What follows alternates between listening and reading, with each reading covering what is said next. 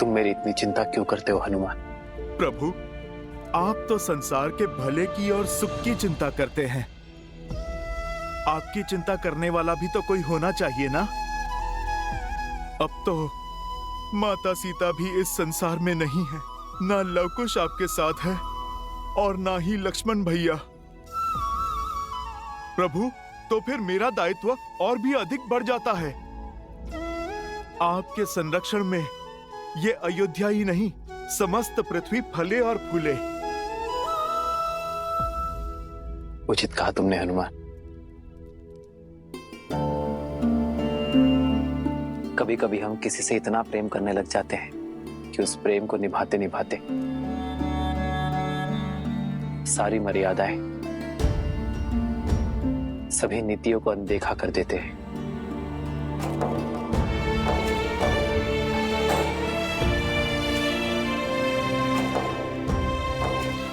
और फिर वो प्रेम लोभ में बदल जाता है और लोभ उचित अनुचित के चयन का विवेक हर लेता है। प्रभु, हनुमान, मैं जानता हूं कि तुम मुझसे और अयोध्या से अत्यंत प्रेम करते हो। बल के साथ साथ बुद्धि और विवेक के भी स्वामी हो, और इसलिए मैं आशा करता हूं हनुमान कि तुम अपने चयन में विवेक का प्रयोग अवश्य करोगे, लोभ में पड़कर प्रश्न नहीं करोगे। आप तो मेरे स्वामी, माता पिता सब हैं, और पिता से प्रश्न नहीं पूछा जाता, बस आज्ञा ली जाती है।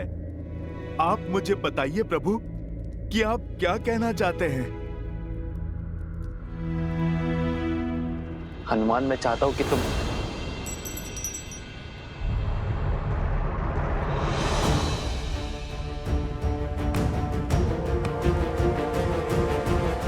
ये बातों बातों में कैसे छिटक गई मेरे हाथ से। ये मुद्रिका स्मरण है हनुमान, ये मुद्रिका सीता की स्मृति है, वो अंतिम प्रतीक जो इस गर्त में चली गई। प्रभु, आप चिंतित ना हो, मैं बस अभी इस मुद्रिका को ढूंढ कर लाता हूं। रहने दो हनुमान, ये इतनी छोटी सी दरार है, ना जाने भूमि में कितनी गहरी गई होगी। तुम्हें मुद्रिका ढूंढने में कष्ट होगा। प्रभु, ये मुद्रिका आपका संतोष है और मेरी माता का स्मृति चिन्ह है। जो वस्तु आपसे और माता सीता से जुड़ी हो, वो हर वस्तु इस हनुमान के प्राणों से भी अधिक मूल्यवान है।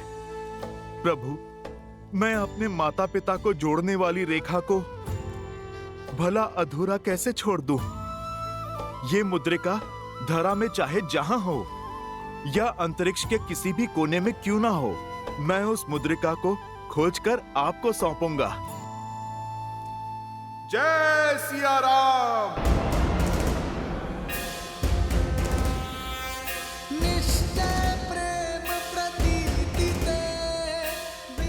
जय सिया राम।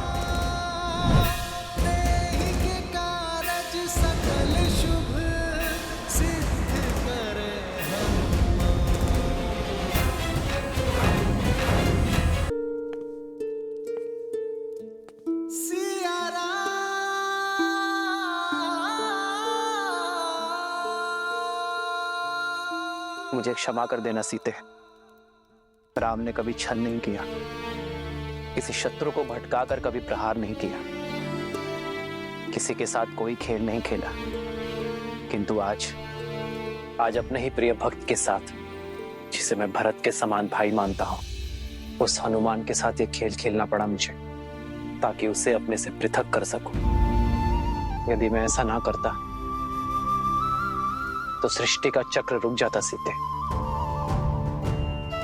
आशा करता हूं सीते कि लौटकर मेरे हनुमान को जब इस खेल का सत्य ज्ञात हो, तब वो मेरा मंतव्य और मेरे भावनाओं की शुद्धता को समझ सके, उस बड़े लक्ष्य को समझ सके जिसके लिए मैंने ये कदम आगे बढ़ाए।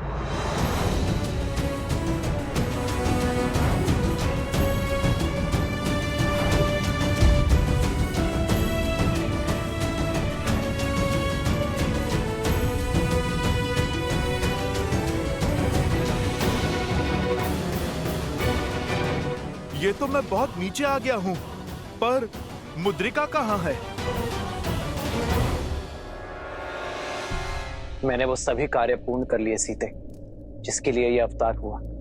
और नियति का सत्य है कि उद्देश्य से पूर्व और उसके पूर्ण होने के पश्चात उस स्थान पर रहने की कोई आवश्यकता नहीं है। इसलिए यह आवश्यक है सीते कि मेरे वैकुंठ लौटने का समय निश्चित किया जा सके।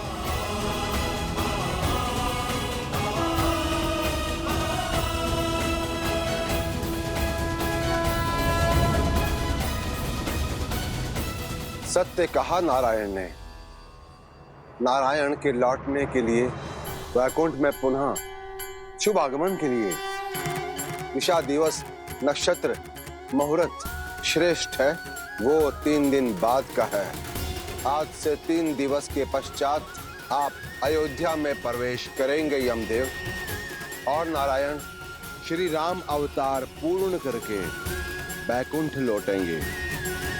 योजना तो अच्छी है ब्रह्मदेव, परंतु यदि हनुमान 3 दिन से पहले पाताल लोक से श्री राम की मुद्रिका लेके अयोध्या पहुंच गए तो हर मंगल मुहूर्त अमंगल हो सकता है। कहीं यमदेव को लेने के देने ना पड़ जाएं। श्री राम ने हनुमान को पाताल लोक में भटकने के लिए नहीं भेजा है सूर्यदेव, बल्कि सत्य को समझाने के लिए भेजा है। कदाचित जब हनुमान पाताल से लौटे उन्हें इस यात्रा का मंतव्य समझ आ जाएगा। किंतु हनुमान तो हनुमान ठहरे, यदि नहीं समझे तो, कहीं समय से पहले आ गए तो? उसकी चिंता मत कीजिए सूर्यदेव, इस यात्रा की सारी व्यवस्थाएं की जा चुकी है, क्योंकि हनुमान को पुनः लौटने और किसी भी प्रकार की बाधा उत्पन्न करने से रोकेंगी।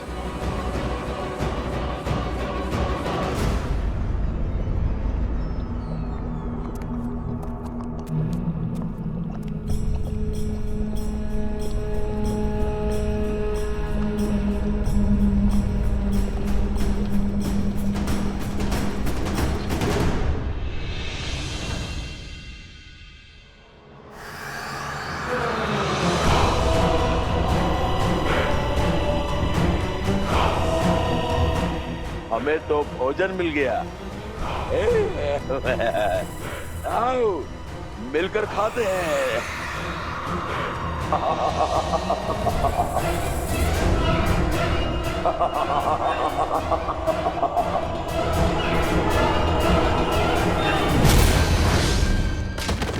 जय महावीर हनुमान।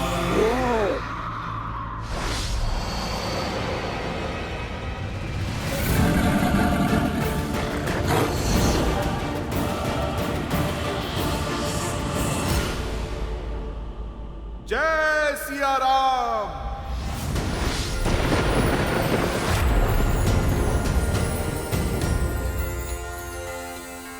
आक्रमण सामने से हो या फिर पीछे से, हनुमान सतर्क है।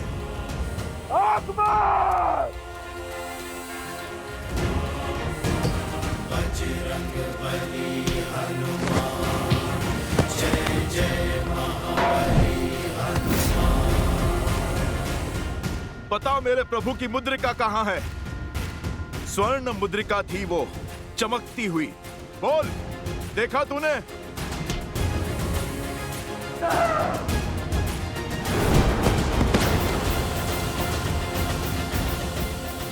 जब मार से डरते हो तो फिर प्रहार क्यों करते हो मूर्ख?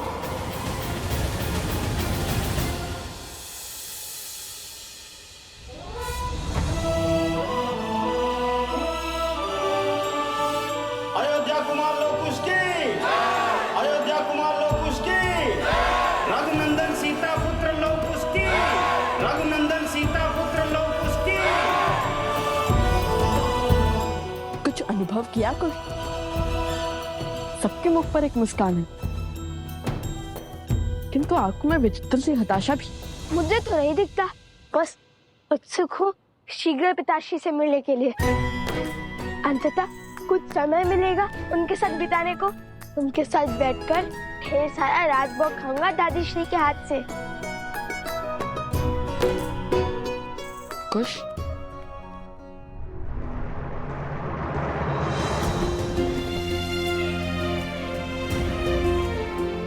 मेरे दोनों भतीजे यहाँ पहुंच चुके हैं। शीघ्र ही मेरी भाभी माँ भी अवश्य लौटेंगी।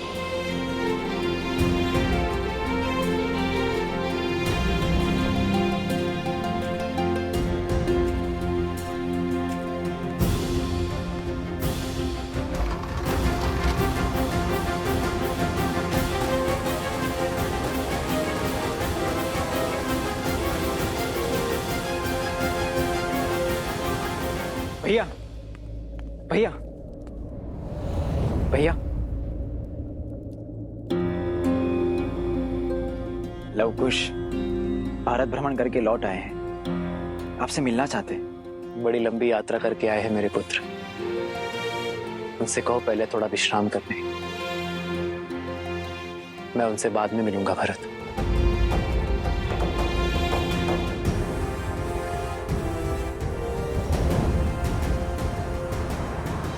काकाश्री, प्रणाम बड़े प्रणाम काकाश्री। आयुष्मान भव पुत्रों।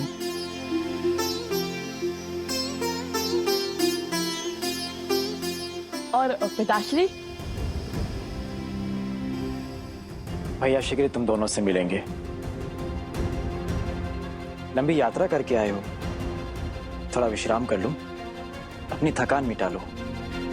मैंने तुम दोनों के लिए स्वादिष्ट व्यंजनों की व्यवस्था करवाई है।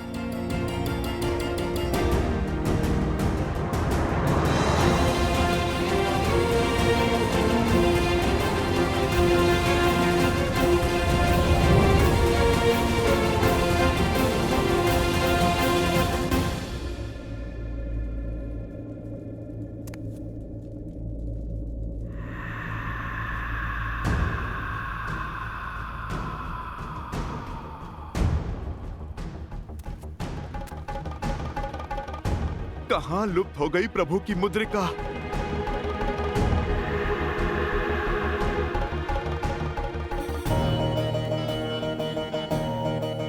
ये वीणा की ध्वनि?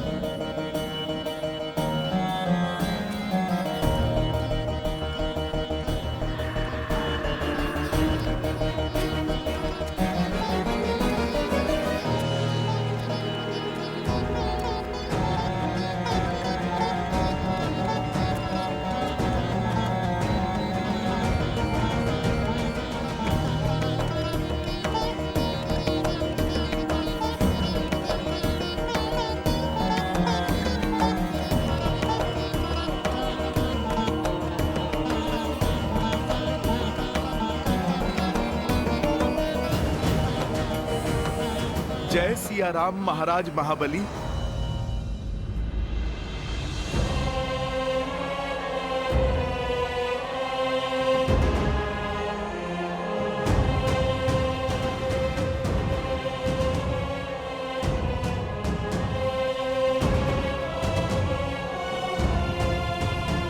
बहुत सुना था आपके विलक्षण वीणा वादन के बारे में। आज मुझे सुनने का भी सौभाग्य मिला।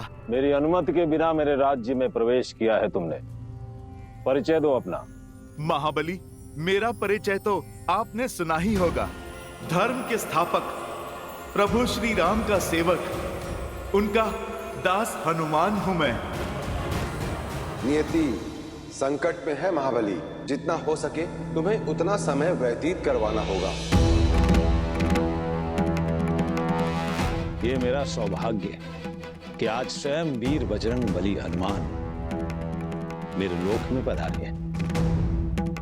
ये तो विशेष दिन है। आपकी संगीत साधना में बाधा डालने के लिए मैं क्षमा चाहता हूं महाराज, किंतु एक आवश्यक कार्य आन पड़ा है। सबका संकट हरने वाले संकट मोचन हनुमान को आज मेरी आवश्यकता आ पड़ी। ये कैसे हो सकता है? आप सच में हनुमान ही है ना? कभी कभी सूर्य के आकाश में प्रज्वलित होते हुए भी धरती पर अंधेरा छा जाता है जब राहु उन पर ग्रहण लगाता है। बस आप समझ लीजिए, मैं भी उसी भांति एक दुविधा में फंसा हूँ। क्या है कि एक स्वर्ण मुद्रिका यहाँ कदाचित आपके लोक में आ गई है, जो मेरे प्रभु की और माता सीता की अंतिम स्मृति चिन्ह है। आप कृपा करके उसे ढूंढने में मेरी सहायता कर दीजिए। आदेश करे ब्रह्मदेव। नियति संकट में है महाबली, जिसके हल में तुम्हारी सहायता चाहिए। शीघ्र ही हनुमान कुछ ढूंढते हुए तुम्हारे लोक आएंगे। जितना हो सके तुम्हें उतना समय व्यतीत करवाना होगा, क्योंकि समय ही एक ऐसा तत्व है जो कठिन से कठिन परीक्षा ले सकता है। तुम्हें हनुमान को पाताल लोक में उलझाए रखना होगा, और हां, इस प्रकार कि उन्हें तनिक भी संदेह ना हो। महाबली, आप कहां खो गए? आप कुछ बताइए ना, क्या आप जानते हैं उस मुद्रिका के विषय में? युग भर पहले एक भूल हुई थी मुझसे। एक अपात्र को सहायता का वचन दिया था मैंने, और बदले में उसने मुझसे तीनों लोग छीन लिए। अर्थात आप मेरी सहायता नहीं करेंगे? सहायता अवश्य करूंगा, किंतु उससे पहले तुम्हें यह सिद्ध करना होगा कि तुम पात्र हो। और पिताश्री ने हमारा स्वागत नहीं किया, क्यों बाद में मिलना चाहते हैं वो?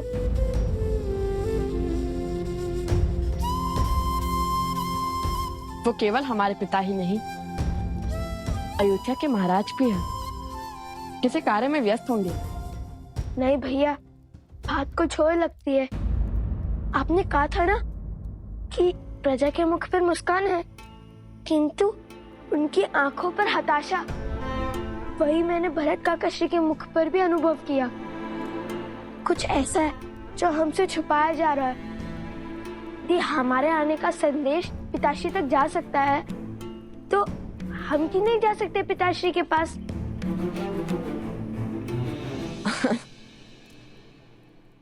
जब तुम्हें भूख लगती है तब तुम कुछ अधिक ही सोचते हो। चलो दादीश्री से मिल लेते हैं।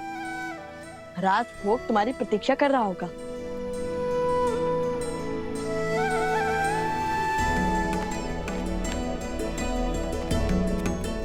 दादी माँ,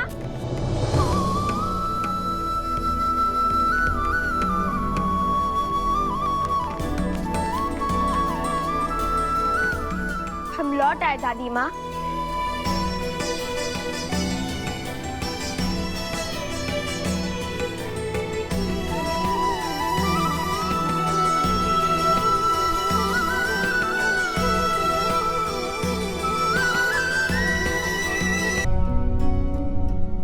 अब दोनों रो क्यों रही है? क्या हुआ? वो पुत्र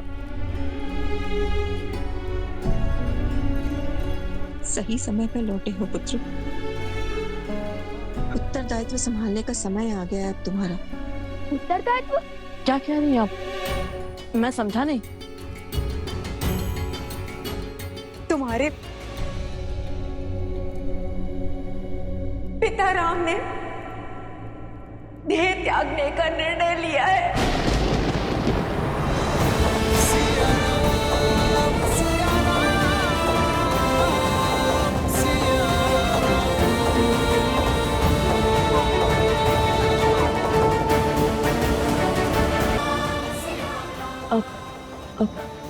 अब हम अपने पिता को जाने नहीं देंगे। हम उन्हें नहीं जाने देंगे। मेरे कुछ प्रश्नों के उत्तर देने होंगे तुम्हें। मैं सज्ज हूँ, आप कृपा करके शीघ्र पूछिए। पहले सिद्ध तो करो कि तुम हनुमान हो या नहीं। अर्थात? कहा ना कि एक बार मैं चला गया हूं हनुमान। वामन के भेष में स्वयं नारायण मेरे समक्ष आए थे।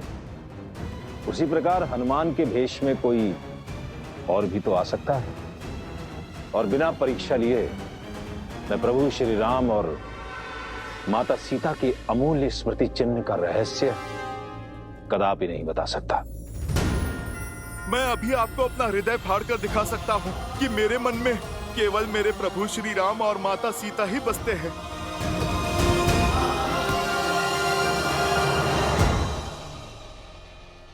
ये तो कोई मायावी भी कर सकता है। हो सकता है तुम वही हो, कोई अन्य साक्ष्य देना होगा।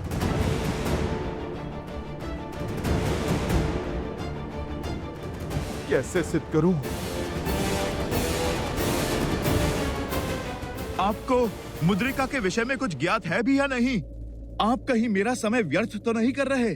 समय तो व्यर्थ तुम कर रहे हो हनुमान, मेरे प्रश्नों का उत्तर ना देकर। पहले सिद्ध तो करो कि तुम हनुमान हो या नहीं।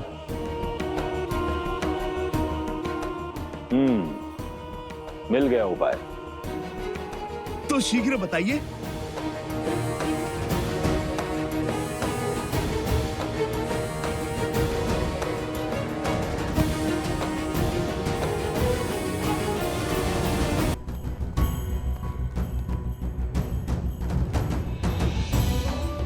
काकाश्री, क्या पिताश्री राजभवन में है? हमें पिताश्री से मिलना है। हमें अभी अभी ज्ञात हुआ है कि उन्होंने नहीं, हमें होने नहीं दे सकते। नहीं, ऐसा नहीं हो सकता।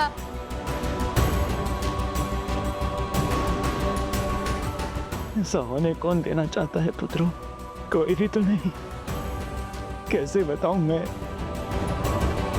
कि मैंने स्वयं को किस प्रकार संभाला है। भाई अचानक सब कुछ दान कर देने का निर्णय। नियति कहती है भरत कि जिस दिन कुछ दान ना दिया जाए वो दिन नहीं है भरत। आप सत्य में एक के बाद एक महान उदाहरण प्रस्तुत कर रहे हैं भैया। जैसे आर्यवर्त के सारे ऋषि उपस्थित हैं और अपने गुरुओं को समर्पण के बाद जो आपके पास शेष है उससे तुम्हारे प्रेम और स्नेह के अतिरिक्त कुछ नहीं है जो मेरा है भरत। क्या लेकर जा सकता हूं मैं स्मृति, प्रेम और स्नेह के अतिरिक्त?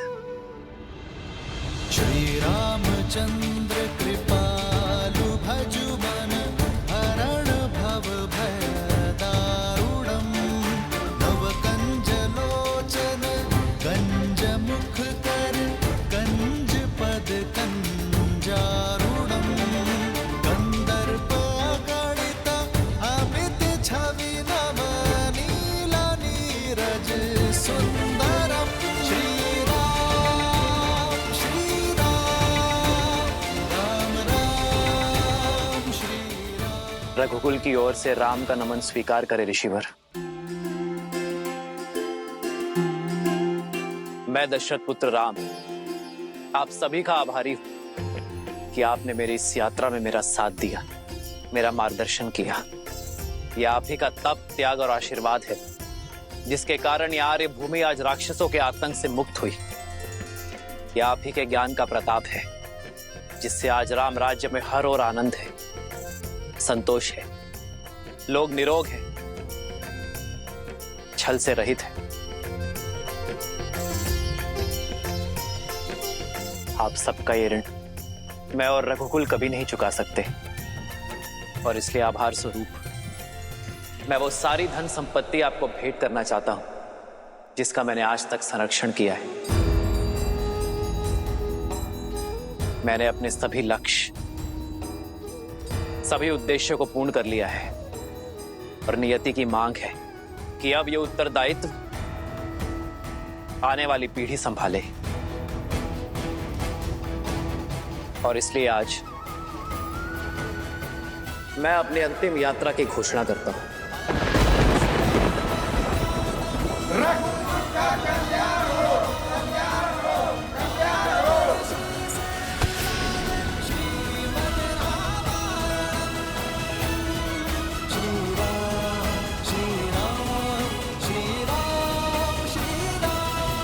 तुम दोनों उनके पुत्र हो, उनके अंश हो तुम दोनों, पर मैं उनसे जन्मा नहीं किंतु फिर भी उनकी संतान ही हूं।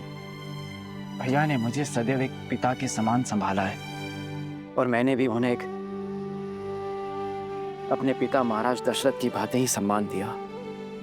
उनका प्रेम इस सीमा तक है कि उन्होंने स्वयं मुझसे अपने आप से दूर कर दिया ताकि मुझे मन के कष्ट न सहने पड़े। एक वचन मैं निभा रहा हूं तो दूसरा वचन तुम निभाओ भरत। अयोध्या की सेवा करो। मेरे भाग्य में तो संतों की सेवा का सुख और असुरों के आतंक का अंत करना है। मेरा मार्गदर्शक तो स्वयं धर्म है और मैं उसी के दिखाए पथ पर चलूंगा। मैं आज भी उनकी आज्ञा के विरुद्ध नहीं जा सकता। वे शीघ्र अतिशीघ्र अपने राज्य के कार्यभार को शेष करना चाहते हैं और जब तक प्रभु श्री राम तुमसे मिलने के लिए नहीं कहेंगे तब तक तुम उनसे नहीं मिल सकते।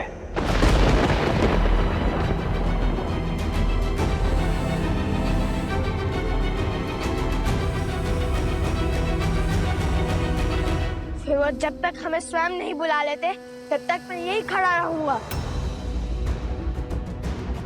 लव समझाओ इसे कि हट ना करे।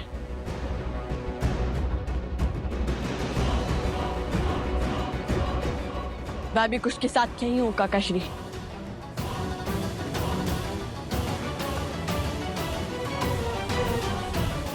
बोलिए महाबली, क्या उपाय है? तुमने हमारा वीणा वादन सुना, मुझे देख पहचान भी लिया, अर्थात तुम भी तो संगीत के अद्भुत ज्ञाता हो। मैं जितने राग बजाऊंगा तुम्हें उनका नाम बताना होगा। यदि तुम वही हनुमान हो जिसे साक्षात सूर्य ने शिक्षा दी है तो पहचान ही लोगे। ठीक है, मुझे स्वीकार है। आप बजाइए।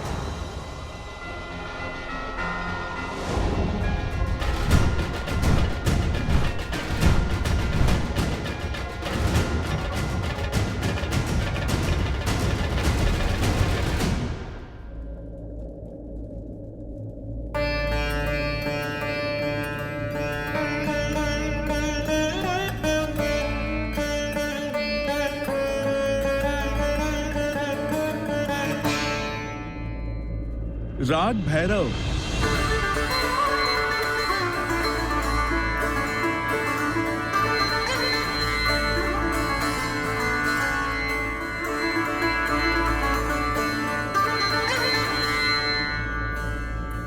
राग मेघ।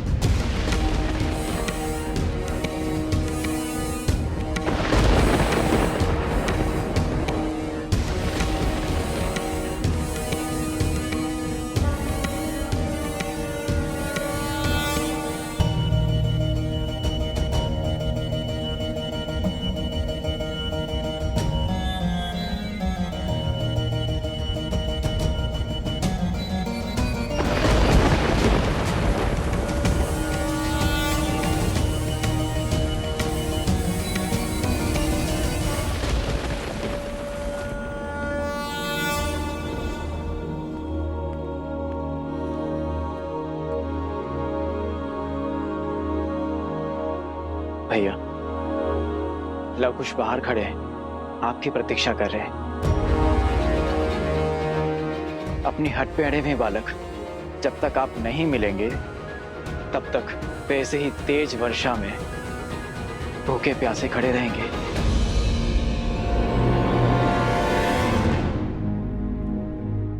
उन्हें भीतर ले आओ भरत।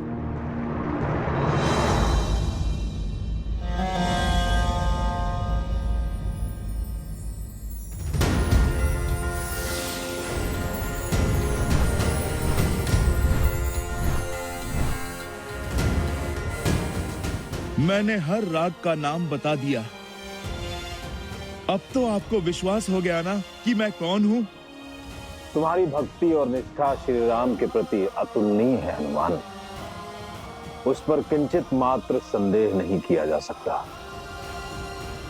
मैं तो बस जाओ, मुद्रिका वहां उस ओर है।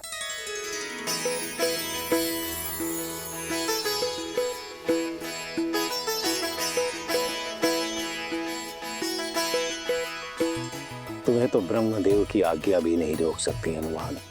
तुम्हारे मन में केवल राम है हनुमान। आशा करता हूं कि श्री राम की यही भक्ति तुम्हें सत्य को समझने और स्वीकार करने का संबल दे, क्योंकि उनके जाने का समय हो गया।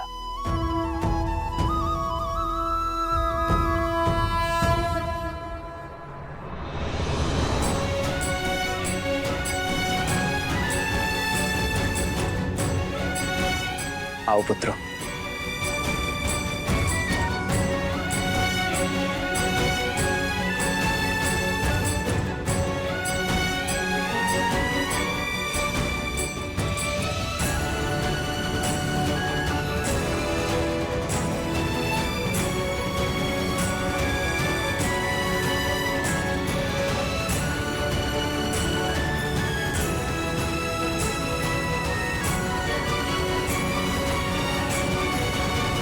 देवताओं के मार्ग में बाधा डालकर महाबली ने अपनी असुर प्रवृत्ति दिखाई दी। अरे इतनी शीघ्र हनुमान को मुद्रा का मार्ग बताने की आवश्यकता क्या थी? वो थोड़ा और विलंब कर सकते थे क्या? कुछ समय के लिए रोक नहीं सकते थे वो? जो हर परीक्षा में खरा उतरे उसे अधिक समय तक रोकना ठीक नहीं। यदि इतनी परीक्षा के बाद भी हनुमान को यदि सत्य न बताया गया होता तो महाबली के लिए संकट जन्म ले सकता था। फिर भी उन्होंने बहुत समय तक हनुमान को रोके रखा। किंतु ब्रह्मदेव, चिंतित क्यों होते हो देवराज? पाताल लोक में केवल महाबली ही तो नहीं है जो हनुमान को विलंब कराएं।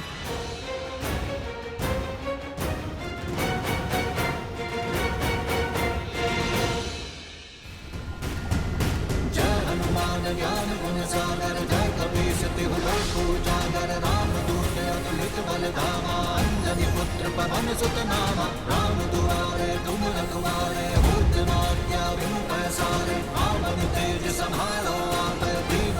जय सिया राम।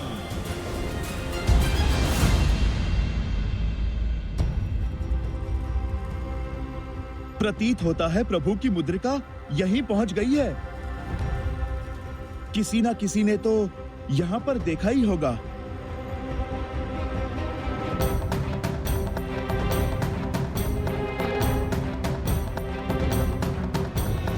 नागदलपति, कोई आ रहा है। लगता है फिर से असुर आ रहे हैं, सावधान रहो।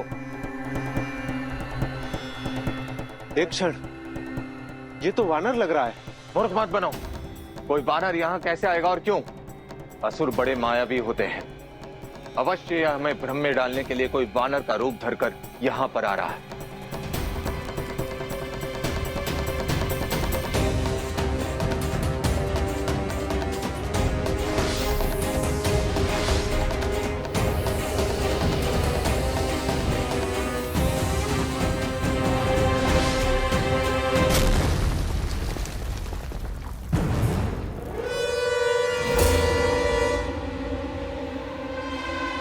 ये तो सत्य में कोई मायावी है।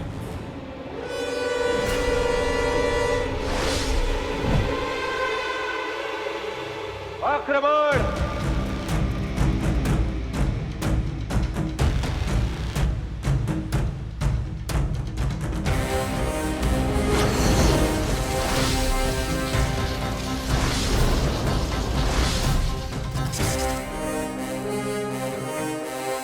अरे मेरी बात तो सुनो। रुको बंधु मित्र नाग, अरे रुको।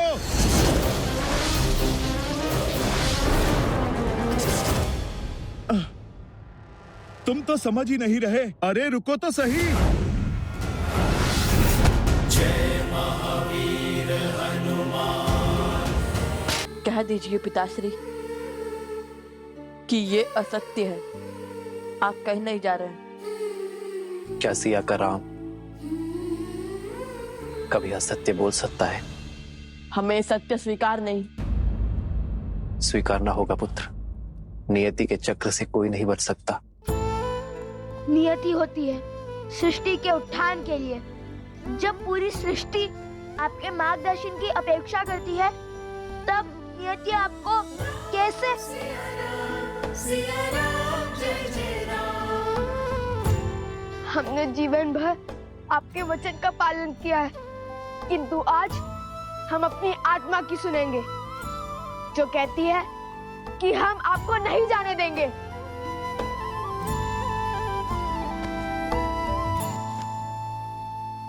नियति बहता जल है पुत्र, उसे बहना होगा। यदि उसे बहने से रोका तो वो मलिन होगा, दुर्गंध आएगी। संसार में नए पेड़ पौधे पनपे हैं, इसलिए ये अति आवश्यक है कि पुराने वृक्ष उन्हें स्थान दे। और यदि संसार के लिए कुछ घातक है तो वो है इस चक्र को रोकना। हमें अपनी बड़ी बड़ी बातों में मत बहलाइए। हम भगवान वाल्मीकि के शिष्य हैं, नहीं सुनना हमें ही सत्य। लव, मेरी बात सुनो पुत्र। यदि माता सीता का वनवास जाना, आपका रघुवंश से बिछड़ना, यदि ये सब नियति है तो भ्रम है ये नियति। क्योंकि संसार के लिए व्यक्ति उसके लिए गए चयन से चलता है, नियति से नहीं। यदि हमारे पितामह और आपके पिता महाराज दशरथ का वचन निभाने के लिए आप वनवास न चुनते तो ये सब कभी ना होता। यदि हम अश्वमेध यज्ञ के अश्व को रोकने का चयन ना करते तो माता सीता और आपका पुनर्मिलन कभी ना होता। यदि अयोध्यावासी हमारी माता से अग्नि परीक्षा की मांग न करते तो माता हमारे बीच में होती। किंतु सबके चयन का ही तो है पिताश्री, और हमारा चयन ये है कि हम आपको कहीं नहीं जाने देंगे।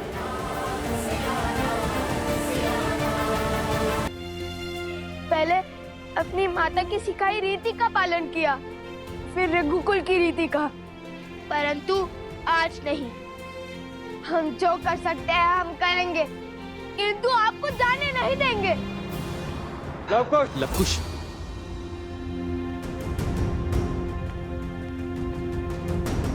अयोध्या नरेश की आज्ञा का उल्लंघन नहीं कर सकते तुम दोनों। प्रभु श्री राम के चयन पर उंगली नहीं उठा सकते। रुको लवकुश। भरत, नहीं,